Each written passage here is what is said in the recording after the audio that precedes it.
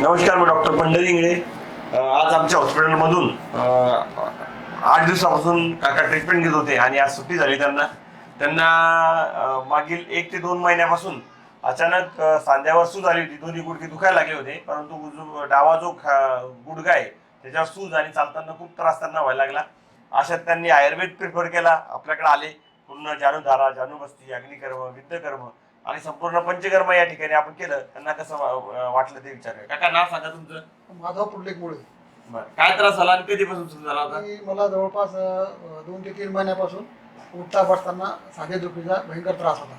बरं, मग इथं आल्यानंतर कसं वाटलं तुम्हाला? आल्यानंतर आणि पूर्ण उपचार घेतल्यानंतर मला पूर्ण आराम मिळालेला आहे. आणि चालताना वगैरे कसं वाटू लागलं? चालताना वगैरे आता कम्फर्टेबल वाटतं आणि साधे दुखीचा त्रास जवळजवळ नाहीसा झालेला आहे.